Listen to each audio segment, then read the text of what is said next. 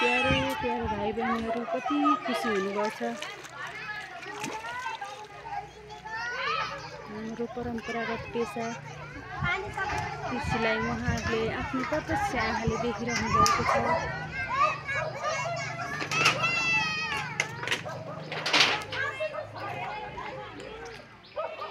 खेत रोपाई हुँदैछ। हाम्रो म्यामहरू प्रिन्सिपल म्याम पनि आइसकेको छ खेत रोप्नको लागि। धान यसरी रोप ह्याप्पी असार 15। ल हेर्नुहोस् धान यसरी रोपाई हुँदैछ। हाम्रो म्यामहरूले आफ्नो विद्यार्थीहरूलाई शिक्षा दिनको लागि आफैबाट सुरुवात गर्नुभएको छ।